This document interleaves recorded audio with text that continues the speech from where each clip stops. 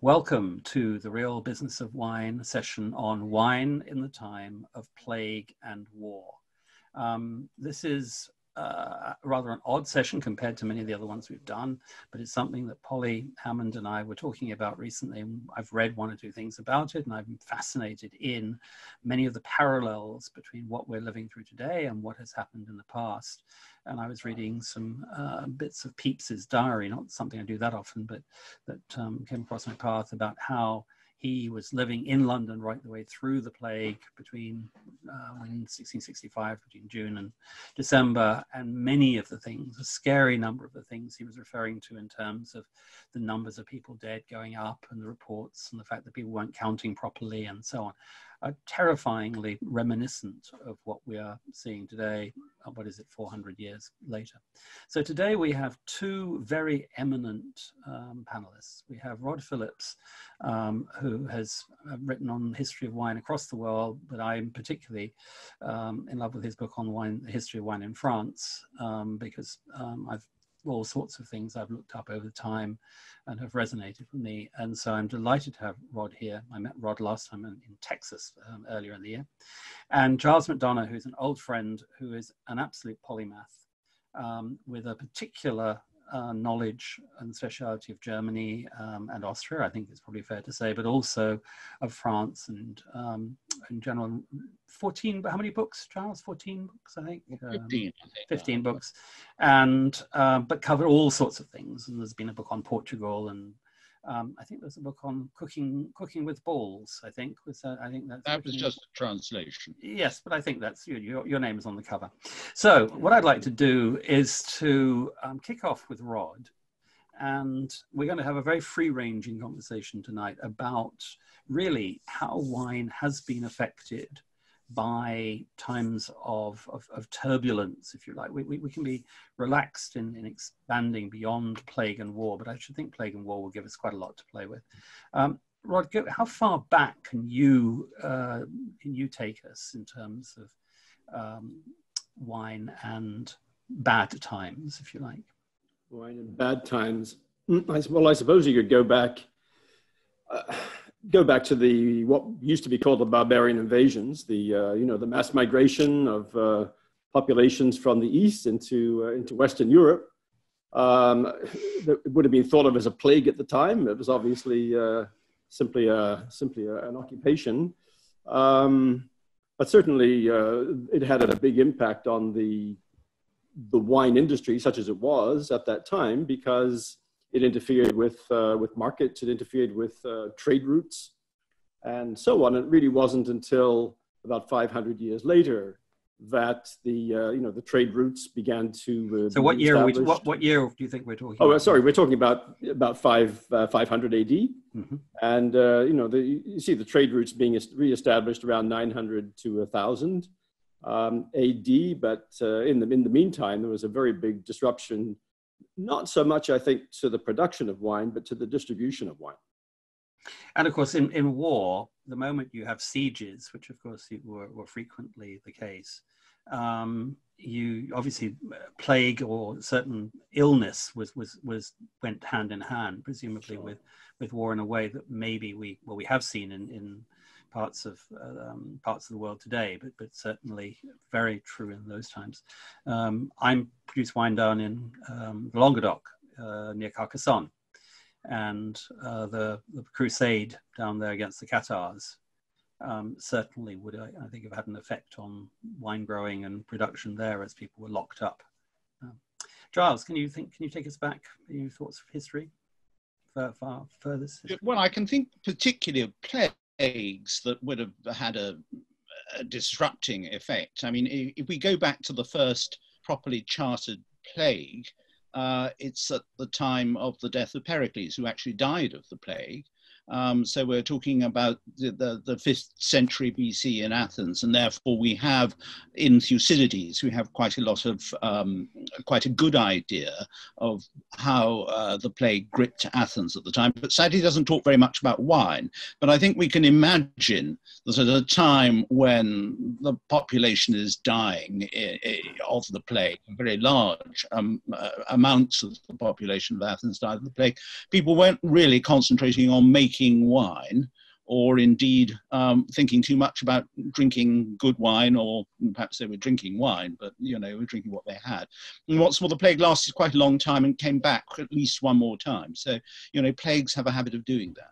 I suppose that raises the question of how medicinal wine was seen as being in those times. I mean, one of the things that we're going to come back to later, but I'd always imagined this thing that I'd been told, that people drank wine because it was healthier than water. But from what I've read more recently, people didn't know how unhealthy water was in many parts of the world until much more recently than I'd imagined to be the case.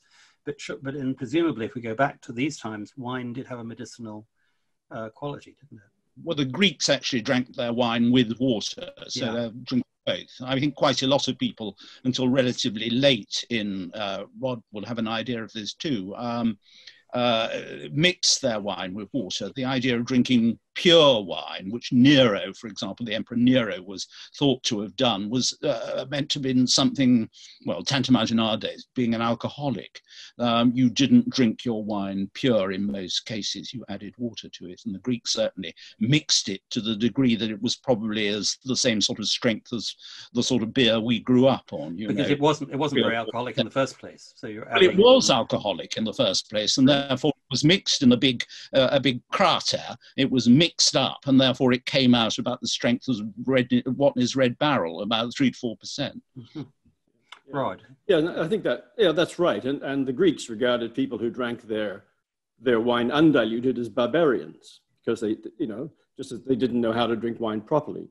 But going back to the question of drinking wine instead of water,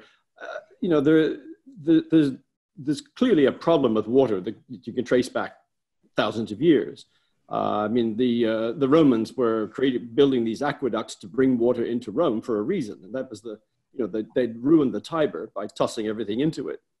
Anyone who was executed the bodies got thrown into the Tiber. Unless you understand the upstream and the downstream principle, this is a recipe for serious illness. But I mean, there is a belief sort of out there that everyone drank alcohol because the water was bad, but it couldn't have been that way, because water is free. And so many people were poor that they couldn't possibly have afforded alcohol, beer or wine, to go with their daily bread. And my sense is that certainly children were advised not to drink alcohol, women were advised not to drink alcohol, and if you throw in the poor men, men in poverty as well, then it's only a small proportion of the population that's actually drinking alcohol on a regular basis. I think the other thing that's always interests me as well is how we are so used to having as much wine as we want. We don't have to go back very far to a time where good vintages were rare, and vintages where the wine was either short in volume or definitely short in quality were the majority. So the idea of actually having drinkable wine on hand all the time is seems to me a very modern, something we've become used to nowadays. Giles, would you see it that way? Well, I'm trying to think back, not that I was around at the time, to the Second World War, which would have been the first time, the last time in this country where there was probably very limited access to wine. What wine will have existed in the cellars of rich people in clubs and institutions like university colleges and that sort of thing that had stocked wine, and therefore they had very few members during that period because most of them were at war. So therefore this supply of wine still existed in the cellars of colleges, for example, in old universities or in clubs and that sort of thing. And what's more, there wasn't even very much whiskey being produced, or even very good beer, because these the wheat, the barley, everything was set aside to produce food and not to produce alcoholic drinks. And what little whiskey was produced, for example, was exported to the United States. Very difficult, therefore, to get hold of anything alcoholic that was worth drinking unless you had it in your own cellar.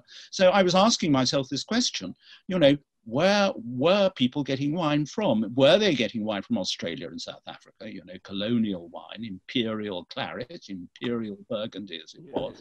And if so, that delivery would have been very much conditioned by the fact that the U-boats might well have sunk it when it was halfway to this country. So there can't have been very much wine, or indeed any spirits, around during the war.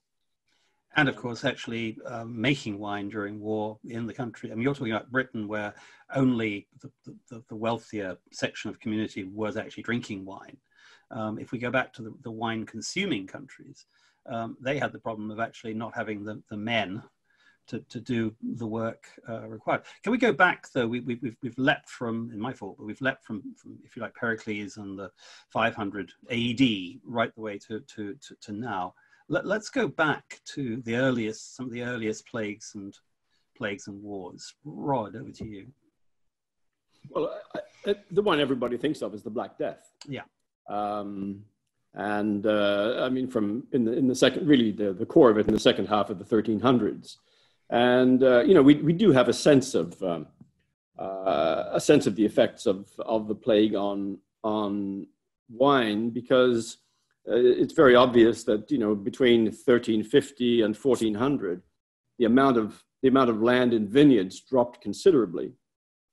I mean, just one statistic I can remember is from around Béziers in Languedoc, and in 1350, about 40% of the agricultural land was in vineyards.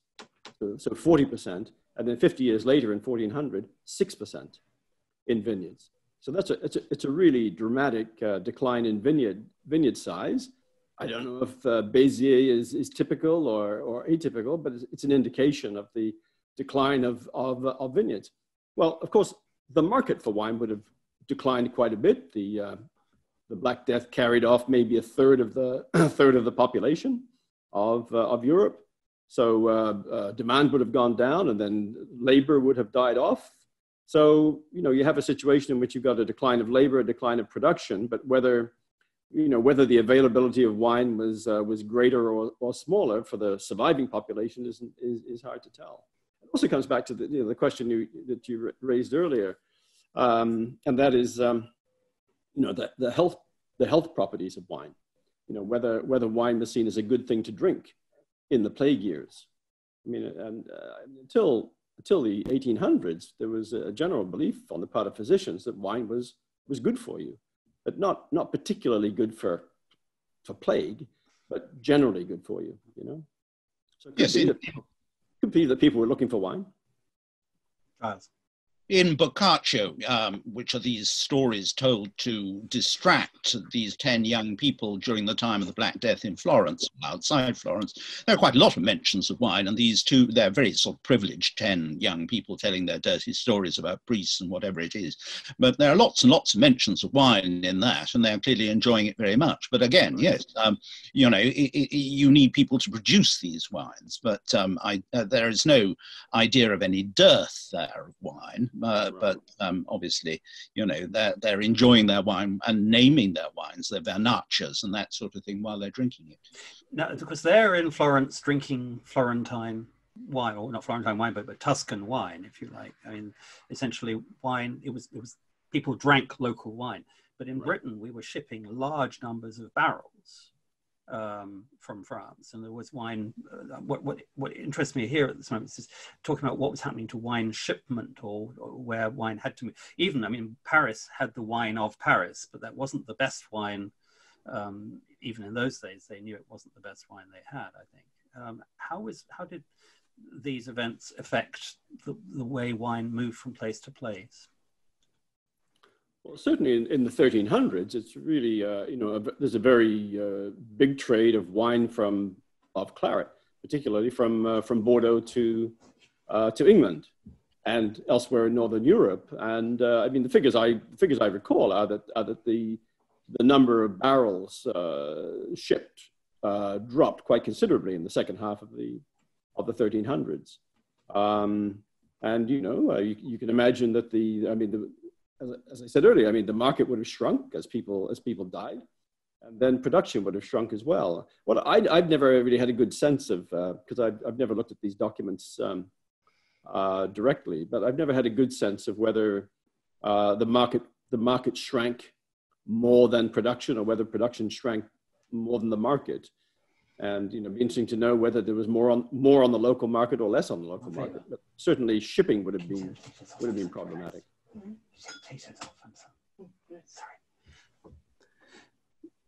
So yes, that's. I think. Do we know anything about prices in terms of? I don't. Wine. So do we know anything about value in terms of wine? Giles, have we come across anything that talks about? No, but I mean, I'm always, whenever I see the extraordinary quantities of wine shipped in the 14th century from Froissart, which is, I think, always been the sort of principal source of our information on the amount of wine that got to Britain or got to England during that time, it always seems to be quite excessive. I mean, either everyone was permanently drunk, or Froissart's figures are a little bit inaccurate. So maybe we don't know exactly what quantity of wine was shipped from what was part of the English kingdom, Aquitaine, at the time. But certainly it makes sense if the population declined by 30 to 60%. Again, that figure is 30 to 60%. We don't really know the exact figure of deaths in the Black Death, but clearly it was enormous. Then obviously demand for wine is going to go down quite considerably as well. So moving towards us, our time, obviously we've got wars between countries, and obviously England and Spain and England and France and so on coming through. What's our next major event that we think really affects the wine industry? No, not industry as we know it now, but in just wine world at the time. I mean, after COVID.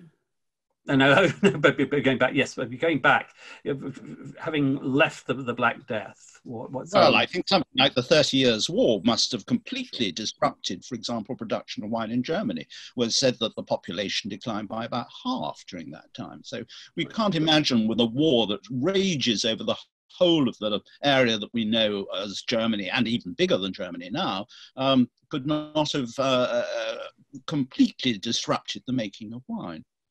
And are we aware of we may need to move closer to us in time, are we aware of changes in terms of what happened afterwards? I mean, obviously in recent times, not so much the plague, but the plague of phylloxera, what was replanted was not the same as what was there before. In terms of some of these other events, are we aware of, and of course you get changes of ownership as well, which would come in where people have died. Are you aware of any of those sort of changes being relevant? I mean, my understanding is that really phylloxera was the game changer in terms of plantings. I mean, I think there was a broad continuity through to the end of the 19th century.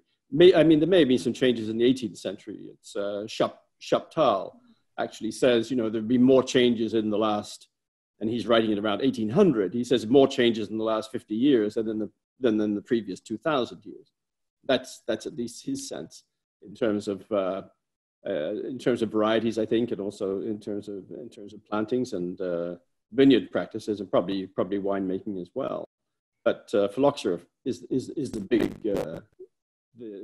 big turning point. And of course, briefly, the making of North Africa. Right. Yes. Which might have, if the chips had fallen otherwise, perhaps we might have a North African wine industry that might have carried on through there. But going back again, so we've had. I was looking at, as I said at the time, of the Great Plague the plague in England and London, and then the Great Fire. So we had sort of one calamity on top of another. Presumably, that kind of thing, where you're losing a large, because London was a big market for wine in those times. Presumably that would have had an effect on the wine trade of its day. Yes, I mean, Rod, if you want to answer that one. No, go ahead. Well, I mean, the problem about the English wine trade is that there's a sort of game of cat and mouse that is constantly being played in terms of duties, in terms of, and as a result of wars between France and Britain in particular, France and England in particular, sorry, at that time. I think after 1660, I think the trade was relatively free. It didn't last very long and before Britain was at war with France again, and therefore the duties went up. And of course, the most famous effect this had on our trade was 1703 in the Methuen Treaty, which meant that Britain was reduced to drinking Portuguese wine for a century or so. And the price of French wine was always extremely high. And therefore, drinking good French wine, although it was done, you know, the new French clarets and all that sort of thing in the beginning of the 18th century, although those wines were available, they were available only for a tiny number of people in the elite, you know, people like Sir Robert Walpole, you know, the first British Prime Minister. So for most people, they were reduced to drinking really quite, probably quite disgusting Portuguese wine during that period. Right. So that is the effect of war, if you like. War results in punitive duties, in punitive trading, and therefore privilege is not always the right sort of trading partner to produce a lovely cat walking past you in the background. It doesn't necessarily bring you the best wine. War. No, that's right, and I mean it was like that in the as you say, in the late 1600s and the early 1700s, when you know France and Britain were at war from time to time, and every time they went to war, there was an embargo slapped on imports, and it was the same under Napoleon with the Continental blockade.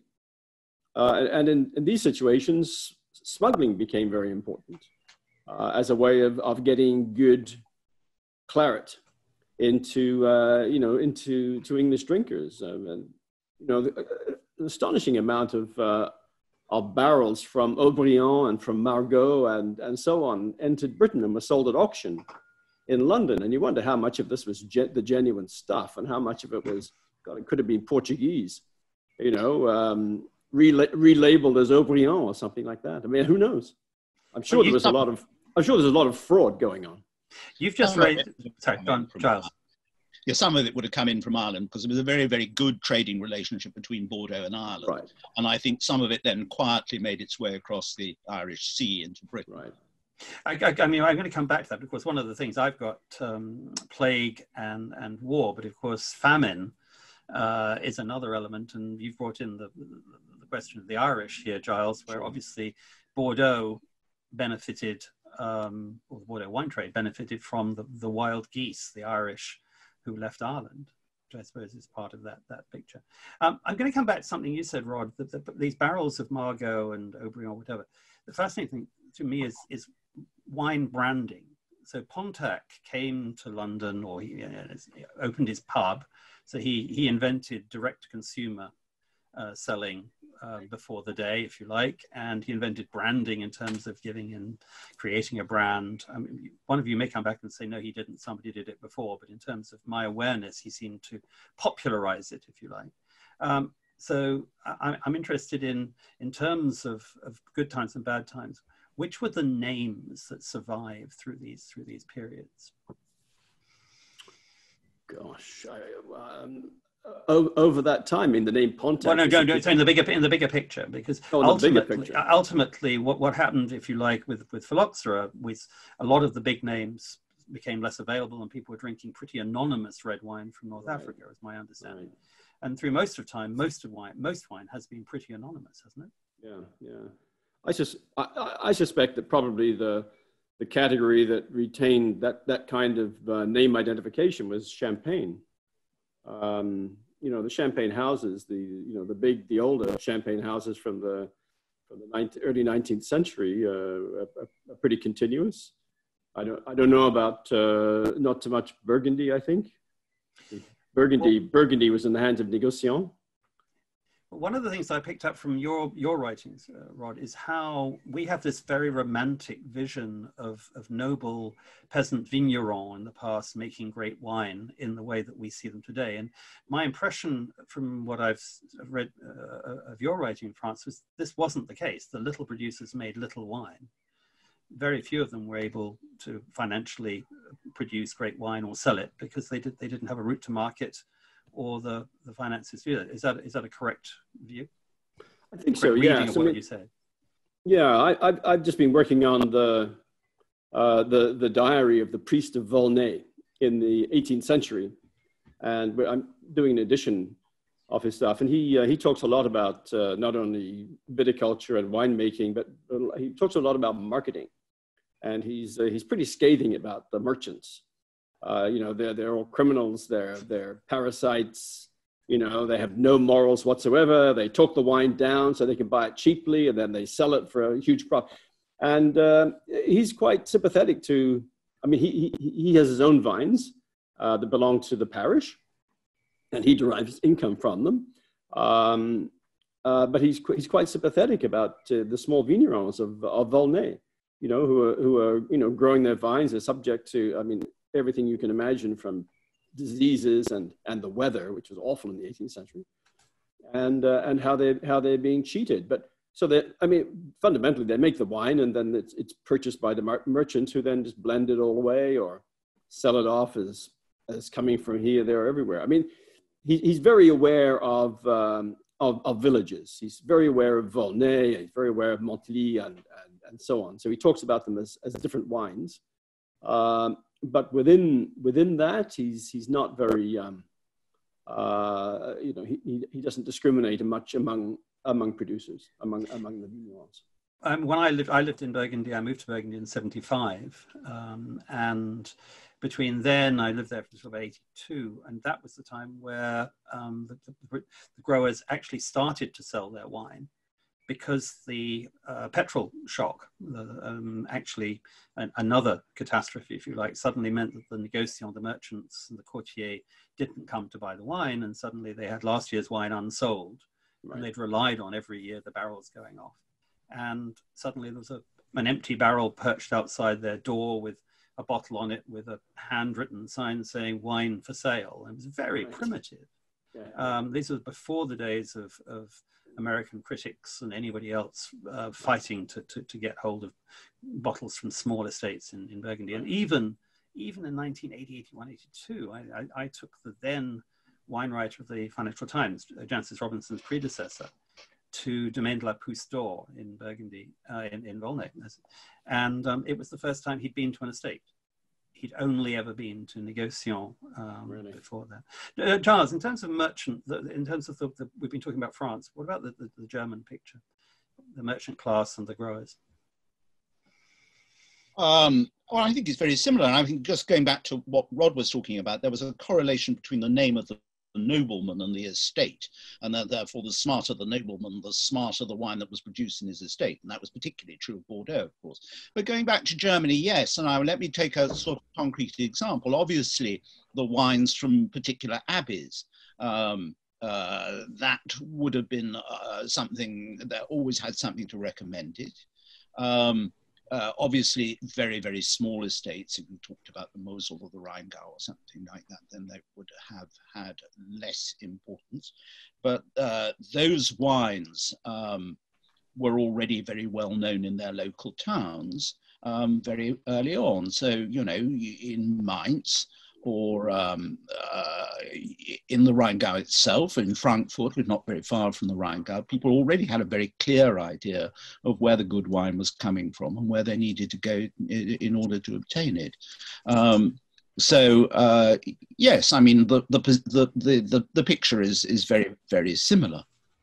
And were the abbeys and the churches, were they really the internet of their day in terms of stuff moving between towns and indeed between countries in a way they might not have done otherwise? Obviously the courts did the same thing, but did that at its level, was that true of the abbeys? Yes, I think that's probably true. And I think there was also a very conscious idea that they were making income for the abbey. So I don't think it was just a question of shifting to other clergymen or shifting it down the river. And what's more, with the Rhine, of course, you have the possibility in in England, Rhenish was being sold in the 16th century, for example, as being a top wine, probably more important than any red wines we can think of today.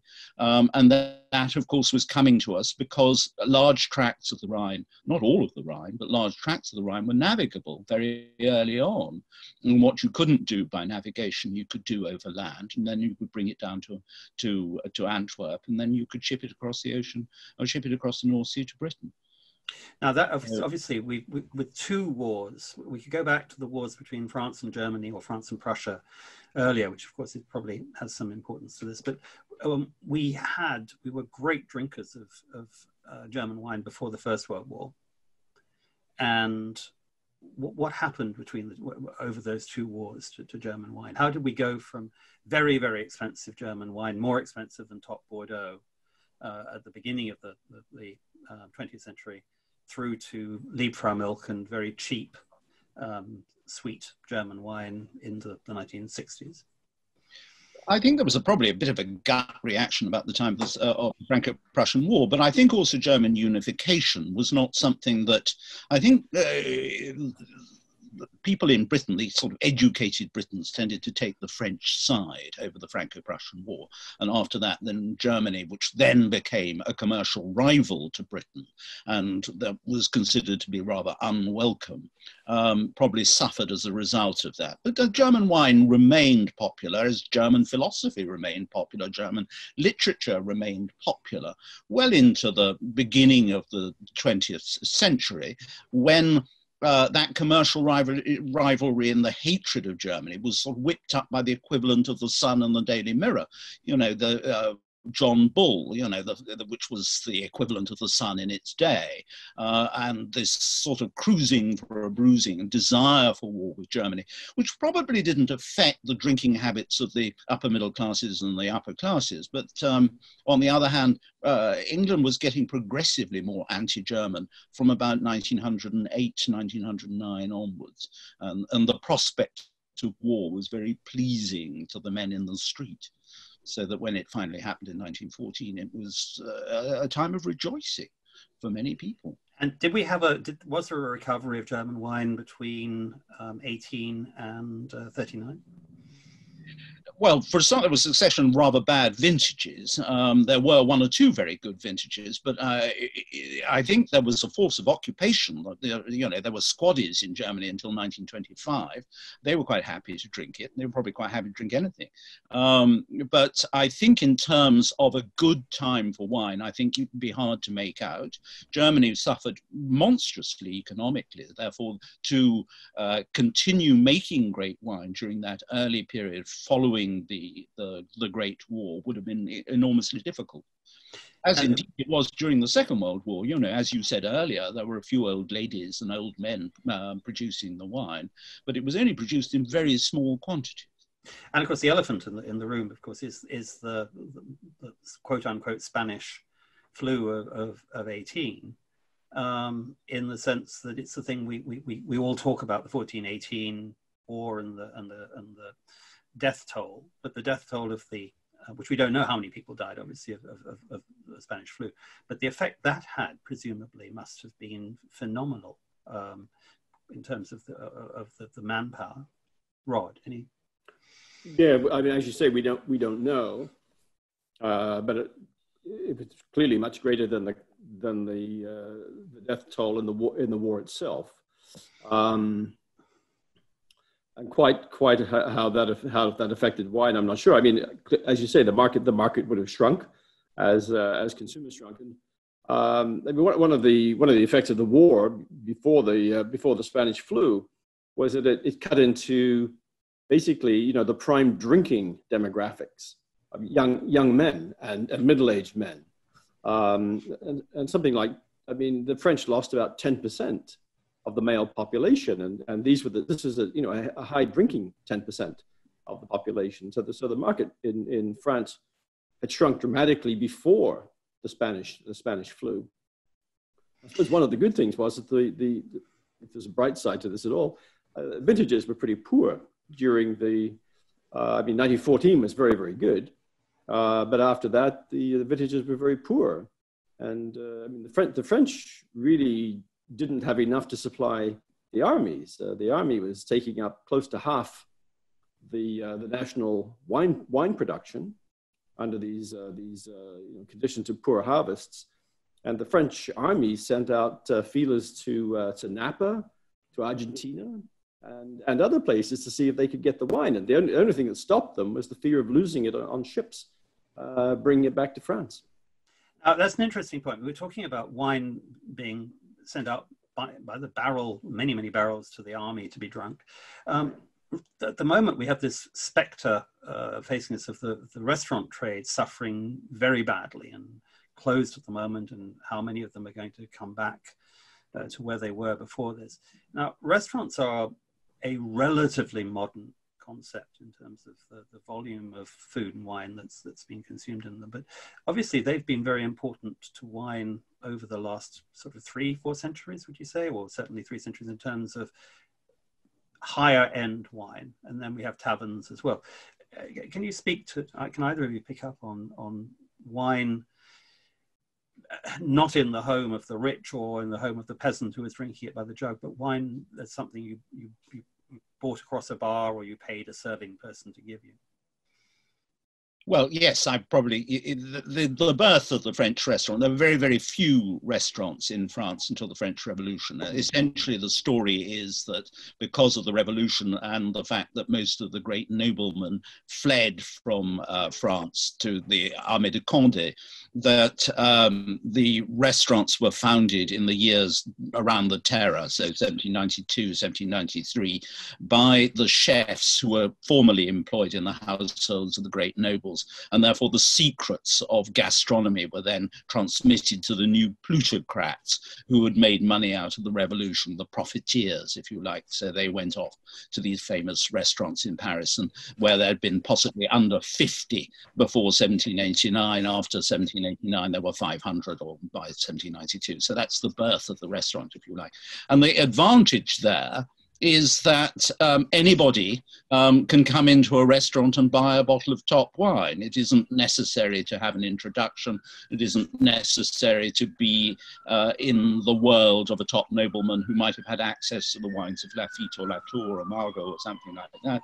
Anybody with sufficient money made by selling arms or doing whatever they were doing could go in and drink those wines. So it was a powerful way of popularizing the great wine, say, of France. So does that mean, is that when, and Rod, you may have a thought on this, is this when great wine or finer wines became more of a middle class taste than perhaps before? I think so. I mean, especially the 19th century with the growth of restaurants, and not just the high-end restaurants, but also the bistros and so on. You certainly find a broadening taste for good wine, for quality wine, fine wine, as the middle class grew. I mean, this is the 19th century, is the sort of middle class, century of the middle class, and what they want to do is to show that they have affinities with the aristocrats whom they deplored. But nonetheless wanted to be like them, and so to drink a good wine with recognizable provenance or producer. But then you have also the bars. I mean, there are hundreds of thousands of bars selling wine, selling cheap wine. After the 1850s, shipped up by railroad from Languedoc and places up into the industrial cities of the north. So very much an increase in consumption and a broadening of consumption as well. My impression of those buvettes, if you like, those not wine bars, but they were sort of places where one went to drink. You didn't really know where the wine was coming from. No. when you ordered red, and it would have been red wine more than white, I would have thought. Yeah, it would have been more red. And yes, it would have been, it's like buying a house wine today or a carafe of wine. And I mean, you can ask where it's from and they might tell you where it's really from, or they might not. I mean, I remember being in a restaurant in the south of France a number of years ago, and he just came with a big bottle. It's probably a 3-liter bottle of with no label on it. It was obviously filled up from a tank, and he filled up my my tumbler, and I said, is it local wine? And he looked at it and said, yeah. I mean, he didn't care, and probably wondered why I cared. Just drink it. So that brings us to the question of the bottle, which we now treat as being an intrinsic part of wine, is the bottle with the label. I did a book on wine labels a long time ago, and it always strikes me how young a concept the bottle of wine is. Giles, because we weren't even allowed to sell wine in bottles at one point, were we? No, yeah, so the bottle becomes some sort of marketing tool in Bordeaux. I think it's Lafite, so Mouton tries to take the credit for it, that insists that all its wine is bottled at the chateau, because obviously there are dodgy stories about the origins of bottles. And I think even back in the 70s and 80s, you will remember that, how people had stories about wines, prestigious wines, important Bordeaux wines, by saying that they were certain that there was a feral whack of some wine from the Rhone in them or something like that. And that all the wines that were bottled in the docks in London were essentially suspect from that point of view, that anything might have gone into them. Therefore, wines being bottled at the estate was a guarantee of purity. Yes, at least in theory. Rod. The 18th century, they wouldn't have been, because they would have put some Alicante in, or they would have put some Tent, or some wine from Spain that would have bolstered up the strength of the wine in a weak vintage. Yeah, no, it's again all the fraud that followed phylloxera, with people importing stuff and labeling it as something else. And you look at early 20th century English newspapers, and it's all about the fraud, and people are being overcharged for this and being told the wine is from chateau this and chateau that, and no one knows really where it comes from. And it's just like wine fraud today. I mean, the people behind the frauds count on people not knowing. This was an Aubryon taste like. Well, yes.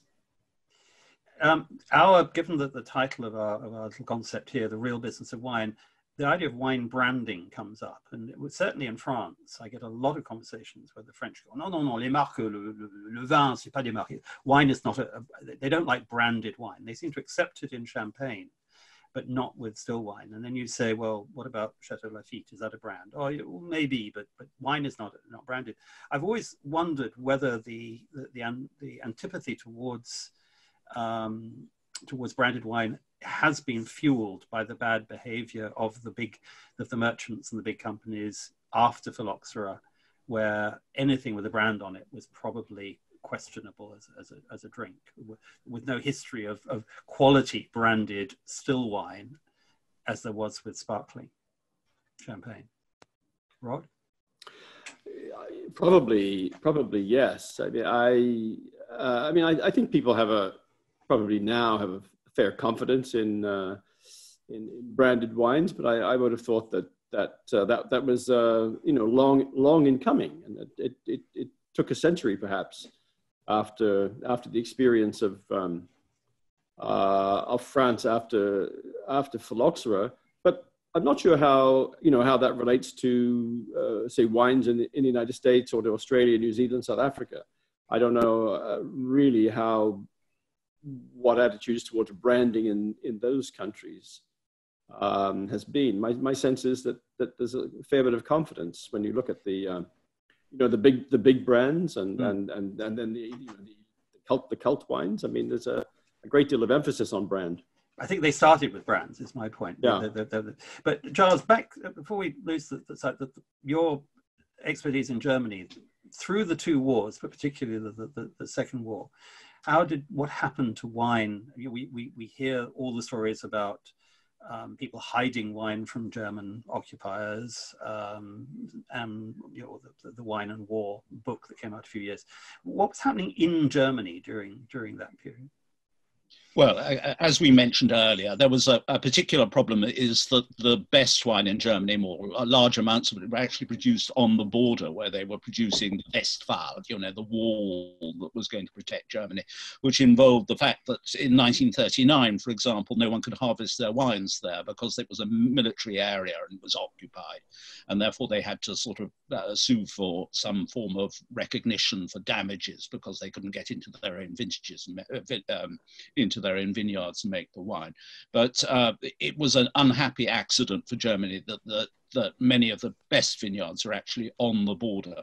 But again, it's the same problem that you would have had in France and any other country, is that there weren't very many young people around to bring in the wine. What little wine there was being taken primarily by the demands of the military, because, the officers, for example, probably not the men, but the officers would have demanded wine. Strangely enough, the big wine among the German officer corps was champagne, and therefore they installed their own buyers in a number of places in France in order to make sure that French wine was always on tap for German officers' messes, and therefore there were these famous Weinführer, or wine leaders, who were installed in Beaune and in Bordeaux and in Cognac and in Champagne to make sure that there were sufficient quantities of French wine, because the officer corps were presumably a little bit snooty even about German wine. But German wine was produced in that time. There weren't very many good vintages. 43 was all right. Of course, the great miracle was 1945. In that, most of them were dead, and there was the most terrible frost, and the vines, many of them perished during that frost. But what was produced, as in France was the case, of course, as well, what was produced was probably about 1 glass of wine per vine, but that wine was incredibly good. So 1945, as in France, as in Portugal, produced the most incredible vintage to celebrate the end of the war. Now, bringing us to the current day, because we're nearly through on time, what it seems to me happens after these events, especially if we've lost manpower and we've had financial disasters for many people, is that the makeup of the vineyard changes.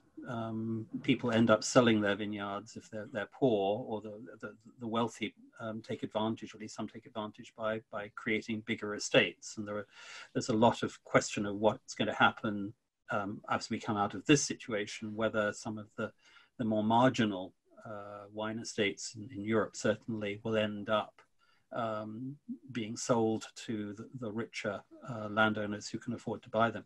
If you've got any thoughts on that, Rod, in terms of the history of landowning after catastrophic events in France or anywhere? I don't, to be honest. After the First World War,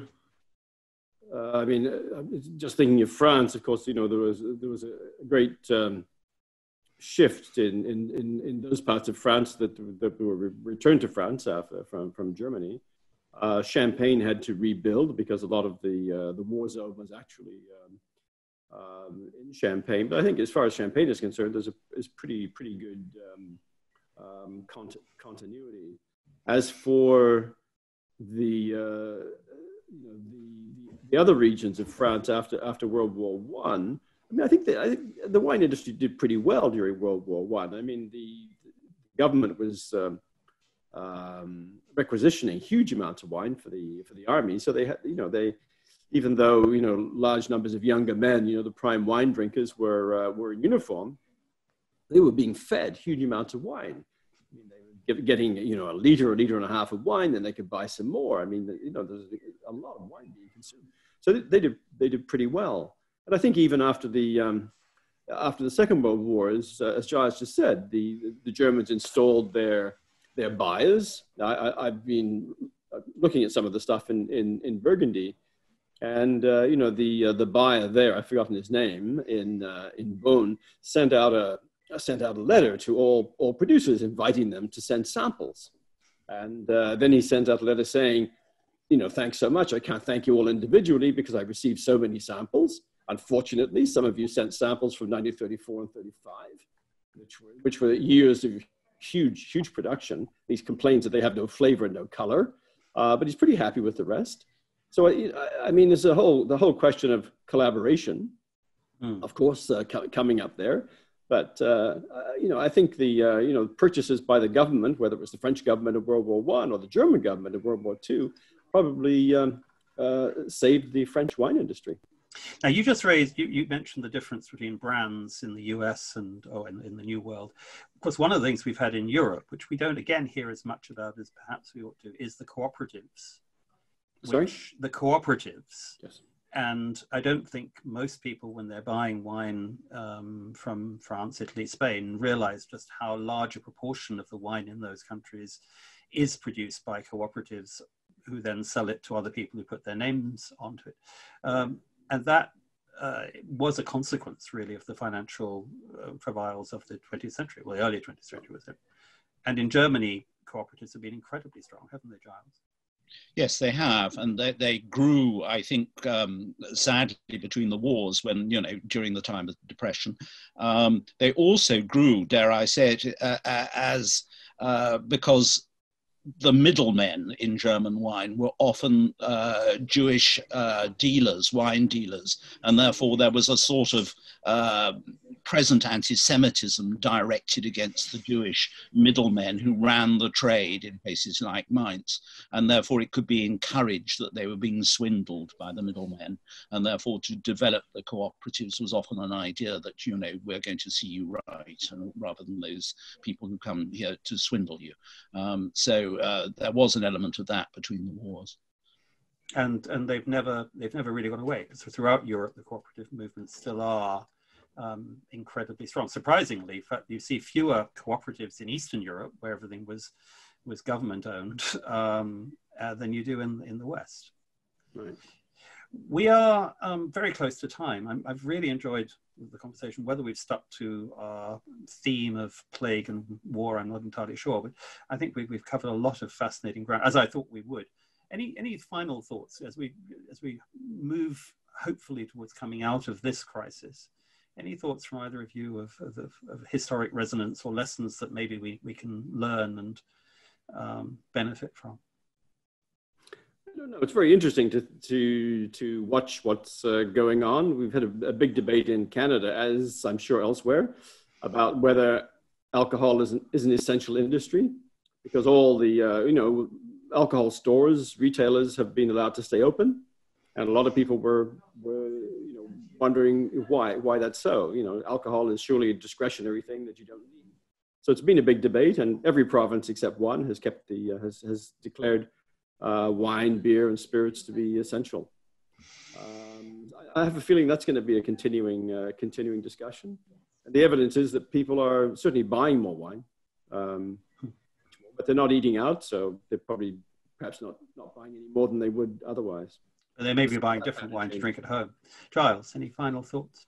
Well, I think until recently, and obviously I'm aware of the fact that there are many more vineyards in Britain today than there were in the past. Until recently, of course, we have in this country, both in time of plague and in time of war, have been, that's what we were talking about at the beginning, at the mercy of the fact that, ships can be sunk in the Channel, or they can be sunk bringing wine in here. And that, we are deprived of wine quite often in times of plague and in times of war. So far, it seems that we're lasting out, but it does seem that consumption, as I gather in Canada, has gone up in the home as a result of the crisis we're going through at the moment. Right. But then, of course, we can't get it anywhere else. That's right. Well, can I say thank you very much to both of you for, I think, a scintillating hour. And there are so many conversations we've actually started here that I'm going to run away and go to my bookshelves and start picking out books and seeing where the thoughts take me. But thank you both in Canada, Rod, and in London, I think, Giles, I think. Yes. In London, yeah. And Polly Hammond, who's been behind the scenes, is in Barcelona. Thank you all very much. Thank you everyone who's been listening. This will be on YouTube in the next 2 or 3 days. and I look forward to seeing lots of comments on it and arguments and comments from you all. Stay safe, and hope to see you again very soon. Thank you. Thank you, Giles. Thank you, Rod. Good. Thank you. Thanks, Rod. Giles. Thank you.